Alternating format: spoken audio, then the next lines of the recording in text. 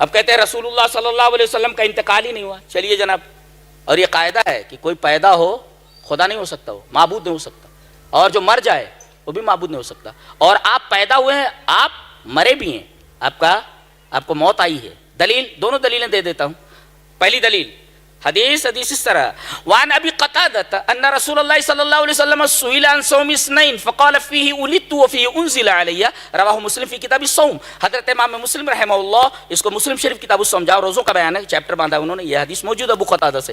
حضرت ابو قتادہ کہتے ہیں کہ نبی کریم صلی اللہ علیہ وسلم پوچھا گیا کہ اللہ کے رسول پیر کے دن کا روزہ کیا بولتے ہیں آپ, پیر کے دن روزہ رکھنا کیسا ہے؟ کہا کہ رکھو, سنت ہے, اس لیے کہ میں پیر کے دن پیدا ہوا ہوں. فیہ ولدت, پیر کے دن میں پیدا ہوا, فی انزل علیہ, اور اسی دن میرے اوپر قرآن اترا ہے. اللہ اکبر. دیکھیں آپ پیدا ہو رہے ہیں, آپ خود فرما رہے ہیں کہ میں پیدا ہوا ہوں, اور آپ کو موت آ گئی. چلیے دو دلیلیں پیش کرتا ہوں. حدیث اس طرح, وعن عائشہ رضی اللہ تعالی عنہ قالت مات النبی صلی اللہ علیہ وسلم وانه لبین حاقنتی وزاقنتی فلا اکرہ شدت الموت لاحد ابدا بعد النبی صلی اللہ علیہ وسلم, رواہ البخاری فی کتاب المغازی. امام بخاری رحمہ اللہ اس حدیث کو ایسے ہی کتاب المغازی کے اندر لائے. راویہ نبی کریم صلی اللہ علیہ وسلم کی پیاری بھی حضرت عائشہ ہیں. حضرت عائشہ رضی اللہ تعالیٰ فرماتی ہے کہ نبی کریم صلی اللہ علیہ وسلم کو موت آ گئی اس حال میں کہ آپ میرے ہنسلیوں کے درمیان, میرے سینے کے درمیان, میری ٹھوڑی کے درمیان آپ کا سر تھا, اور میں نے آپ کے اوپر موت کی ایسی شدت دیکھی ہے, بہت زیادہ شدت تھی. اب کسی کو کے اوپر میں موت کی شدت دیکھتی ہوں تو مجھے کراہت نہیں ہوتی, اس لیے کہ میں نے اتنی شدت نبی کریم صلی اللہ علیہ وسلم کے اوپر دیکھی. اللہ,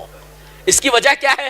تفصیل آگے دیکھ لیں آپ, اس کی وجہ بھی دیکھیں, علماء سے پوچھ لیں کہ ایسا کیوں, آپ کے اوپر موت کی سکرات اتنی زیادہ کیوں تھی. جی, تو یہ حدیث بتا رہی مات النبی صلی اللہ علیہ وسلم, نبی کریم صلی اللہ علیہ وسلم کو موت آ گئی. اور دوسرے, حضرت عمر رضی اللہ تعالیٰ عنہ کو نبی کی موت پر ڈاؤٹ ہوا. اب صحابہ کرام کا ریئیکشن دیکھیے اس کے اوپر. حدیث اس طرح, وعن ابن عباس رضی اللہ تعالیٰ عنہما ان ابا بکر جاء وعمر رضی اللہ تعالیٰ عنہ یکلم الناس فقال ابو بکر فقال اجلس یا عمر فابى ان يجلس, فقال اجلس يا عمر فابى ان يجلس, فتشهد ابو بکر فمال الناس اليه وتركوا عمر. فقال ابو بکر رضی اللہ تعالی عنہ اما بعد فمن كان منكم يعبد محمدا فان محمدا قد مات ومن كان منكم يعبد الله فان الله حي لا يموت. قال الله تعالى وما محمد الا رسول قد خلت من قبله الرسل. فحين تلاها ابو بکر تلقاها الناس يومئذ فلم اسمع بشرا من الناس الا يتلوها. مسند الشامین کی روایت ہے, اور اسی سے کچھ لفظوں کے اختلاف کے ساتھ بخاری میں یہ روایت موجود ہے. میں نے چونکہ یہ روایت مجھے یاد تھی, مسند الشامین کے الفاظ تھے, لہذا جو الفاظ مجھے یاد تھے مسند الشامین کے, میں نے وہ الفاظ, اس لیے کہ میں پوری حدیث پڑھنے کا اہتمام کرتا ہوں, لہذا یہ الفاظ چونکہ مسند الشامین کے تھے, میں نے مسند الشامین کی وہ پوری حدیث پیش کر دی ہے. حضرت ابو بکر کو معلوم ہوا کہ نبی کریم صلی اللہ علیہ وسلم کا انتقال ہو چکا ہے, آپ اس دنیا سے جا چکے ہیں, نعش مبارک رکھی ہوئی ہے. حضرت عمر اور تمام صحابہ کرام حواس باختہ ہیں, کچھ سمجھ میں نہیں آ رہا ہے کہ کیا ہو گیا یہ.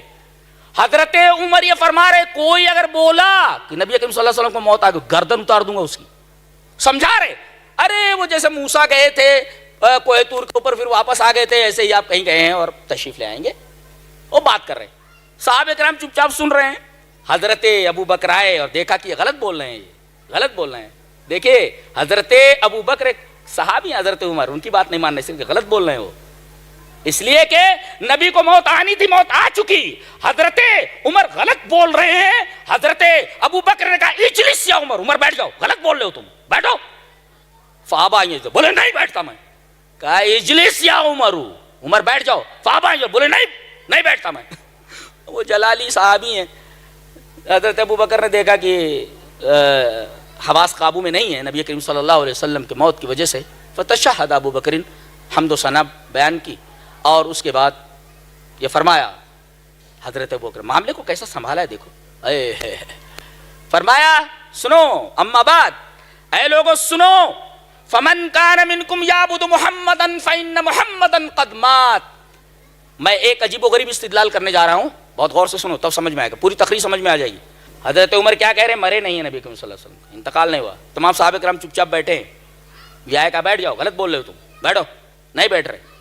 کہہ رہے ہیں فمن کان منکم یعبد محمدا فإن محمدا قد مات. تم میں سے جو محمد کی عبادت کرتا تھا وہ سن لے کان کھول کر کے کہ محمد مر چکے ہیں. ومن کان منکم یعبد اللہ، یہ ہے توحید۔ ومن کان منکم یعبد اللہ فإن اللہ حی لا یموت۔ اللہ توحید کی بات آتی ہے تو رونگٹے کھڑے ہو جاتے ہیں، یہ ہے اہل حدیث کی خصوصیت، سمجھتے ہیں آپ؟ اور تم میں سے جو اللہ کی عبادت کرتا تھا، کرتا ہے، وہ سمجھ لے کہ اللہ زندہ ہے، اسے موت نہیں آنے والی ہے۔ نقطہ دیکھو، نقطہ یہ ہے کہ حضرت عمر یہ کہہ رہے ہیں کہ نبی کریم صلی اللہ علیہ وسلم مرے نہیں ہیں، کہیں گئے ہوئے ہیں، واپس آ جائیں۔ جی، یعنی نبی مر نہیں سکتے، ایسا کچھ وہ سمجھانے کی کوشش کر رہے ہیں۔ جی، حضرت ابو بکر آ کر کے یہ بول رہے ہیں، ان کو بولنا تھا غلط بول رہے ہو تم، ایسا نہیں، ایسا ہے۔ یہ کیوں کہہ رہے ہیں؟ تم میں سے جو محمد کی عبادت کرتا تھا، یہ عبادت کی بات کہاں سے آ گئی؟ تو موقع محل ہی نہیں تھا۔ ارے وہ کہہ رہے مرے نہیں، تو یہ ثابت کرنا تھا کہ مر چکے ہیں وہ، یہ عبادت کہاں سے آ گئی؟ عبادت کا حوالہ کیوں ہے؟ فمن کان منکم یعبد محمدن، جو محمد کی عبادت کرتا تھا۔ دیکھیے یہ محل نہیں ہے عبادت کا، لفظ عبادت استعمال کرنے، تو محمد مر چکے ہیں۔ اور جو اللہ کی عبادت کرتا تھا وہ سمجھ لے کہ اللہ زندہ ہے، اسے موت نہیں آنی۔ کیوں؟ اس لیے کہ جو یہ سمجھے کہ رسول کو موت نہیں آتی، وہ اسے اللہ کی صفت حی میں شریک کر رہا ہے، یہی تو شرک ہے۔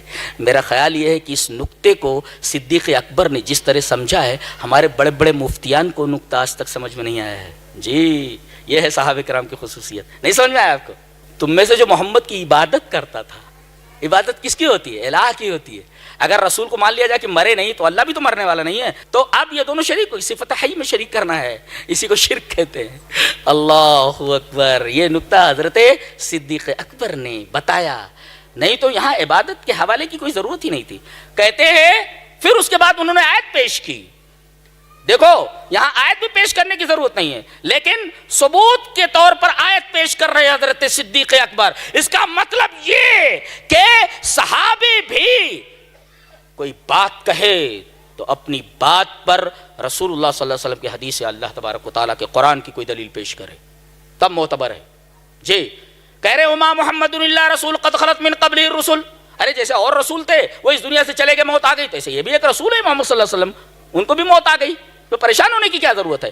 کہتے ہیں کہ جس وقت یہ آیت تلاوت کی فحین تلاہا ابو بکر نے جب یہ آیت تلاوت کی تو ایسا لگا لوگوں نے اس کو لیا اس طریقے سے جیسے یہ آیت ابھی نازل ہو رہی ہے۔ فلم اسمع بشرا من الناس الا يتلوها، وہاں جتنے لوگ تھے جس آدمی کو دیکھو یہی آیت پڑھ رہا ہے، یہی آیت پڑھ رہا ہے، یہی آیت پڑھ رہا ہے، وما محمد الا رسول قد خلت من قبل الرسل۔ کیا بات ہے!